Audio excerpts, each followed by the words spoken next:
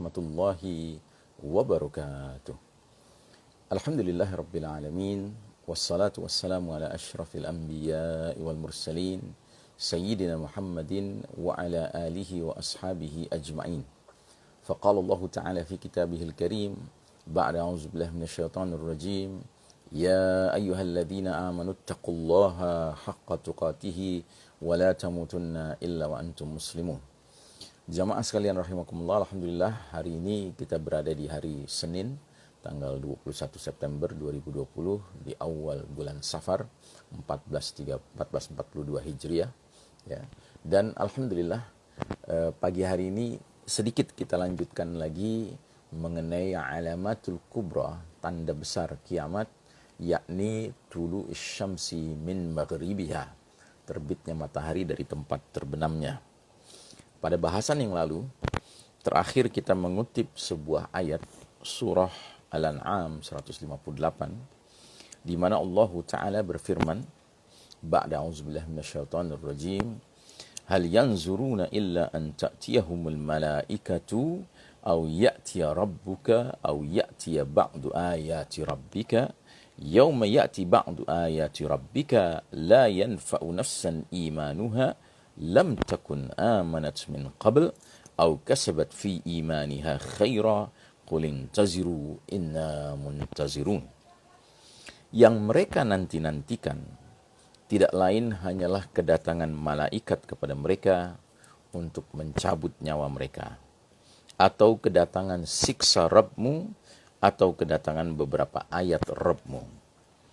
Pada hari datangnya ayat-ayat dari Rabbmu, tidaklah bermanfaat lagi iman seseorang bagi dirinya yang dia belum beriman sebelumnya, ataupun dia belum mengusahakan kebaikan dalam masa imannya. Katakanlah, tunggulah oleh kalian, sesungguhnya kami menunggu pula. Di dalam kitab Syekh Mubayyad, beliau memberikan penjelasan mengenai ayat ini.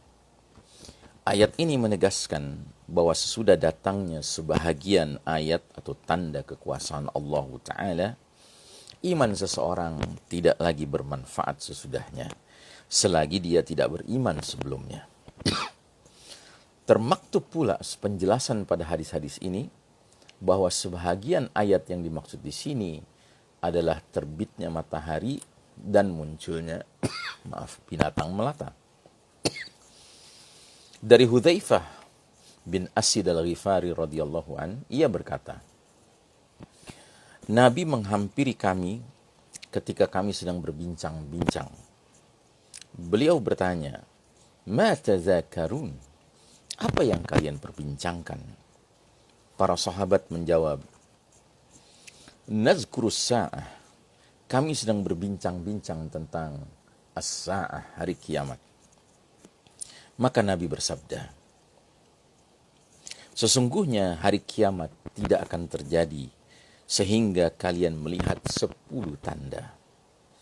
Maka Nabi menyebutkan ad-dukhan, kabut asap, ad-dajjal, dajjal, dabbatul ard, binatang melata, tulu isyamsi min maghribiha, terbitnya matahari dari arah tenggelamnya, nuzulu Isa ibnu Maryam alaihissalam, turunnya Isa putra Maryam alaihissalam, Ya'juj wa Ma'juj, thalathata khusufin, 3 kali pembenaman, khasfun bil masyriq, pembenaman di timur, khasfun bil maghrib, pembenaman di barat, dan khasfun bi jaziratil Arab, pembenaman di jazirah Arab. Dan yang terakhir dari itu semua adalah narun yakhruju minan nar tatrudun nas ila mahsyarihim, api keluar dari Yaman menggiring manusia menuju tempat berkumpulnya, yaitu mahsyar. Hadis ini menjelaskan bahwa terbitnya matahari dan keluarnya binatang termasuk di antara 10 tanda utama yang muncul menjelang terjadinya kiamat. Nah, saudaraku rahimakumullah, dari Abu Hurairah radhiyallahu an, ia bersabda, ia mengatakan bahwa Rasulullah SAW bersabda, la taqumu sa'atu hatta tatlu asy-syamsu min maghribiha فإذا طلعت وراءها الناس آمنوا أجمعون وذلك حين لا ينفع نفسا إيمانها ثم قرأ الآية.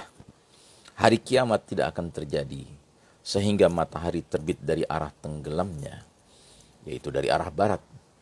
Ketika matahari terbit dari sana dan orang-orang melihatnya, maka mereka semuanya beriman. Dan itulah saat yang tidak bermanfaat bagi manusia keimanannya. Kemudian Nabi membacakan surat Al-An'am 158 tadi. Sedangkan dalam hadis yang lain lagi dari Abu Hurairah radhiyallahu an, ia berkata bahwasanya Rasulullah sallallahu alaihi wasallam bersabda, "Thalathun idza kharajna la yanfa'u nafsan imanuha lam takun amanat min qabl aw kasabat fi imaniha khaira.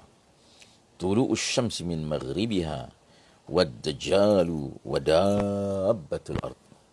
Tiga peristiwa yang bila sudah keluar maka tidak bermanfaat bagi siapapun imannya, yang mana dia belum beriman sebelum itu, atau dia belum mengusahakan kebaikan apapun pada masa imannya, yaitu terbitnya matahari dari arah terbenamnya, dajjal dan binatang melata. Dalam riwayat yang lain, ad-dajjal wa dabbatu wa tulu'us syamsi min maghribiha. Dajjal, binatang melata, dan terbitnya matahari dari barat atau dari arah terbenamnya. Saudaraku, hadis ini menunjukkan beberapa tanda kekuasaan Allah yang sesudah munculnya iman tidak lagi bermanfaat. Dalam pengertian, mereka yang belum beriman sebelum itu, jika salah satu dari tiga ini sudah muncul, Dajjal, terbitnya matahari dari barat, serta dabbatul ard, maka tidak ada lagi keselamatan baginya, celaka dia. Dan yang kedua, orang yang ada imannya tapi tidak pernah mengusahakan kebaikan. Artinya dia mengaku muslim tapi tidak pernah beramal soleh, tidak pernah beramal ibadah. Yang ada adalah amal maksiat, amal kemungkaran.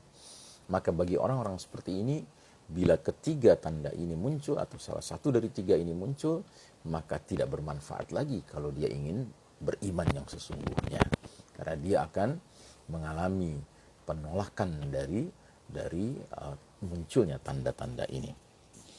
Yang bisa kita petik di sini adalah terbitnya matahari dan keluarnya binatang melata mengakhiri masa-masa ujian dan menutup lembaran yang ada sebelum dua kejadian besar ini.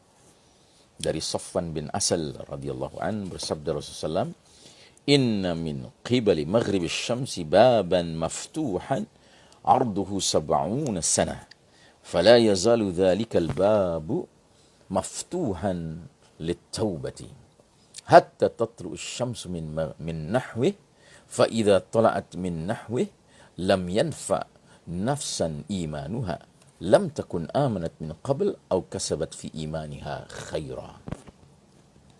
Sesungguhnya dari arah tenggelamnya matahari ada sebuah pintu yang selalu terbuka, lebarnya sejarak perjalanan 70 tahun.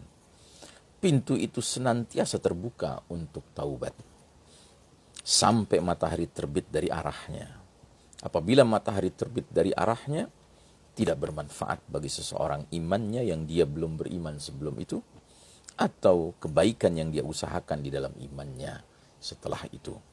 Penjelasan.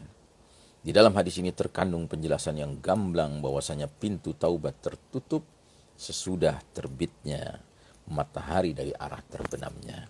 Di dalam hadis ini juga terkandung isyarat yang menjamin bahwa terbitnya matahari dari barat itu terjadi sebelum munculnya dabbatul ard.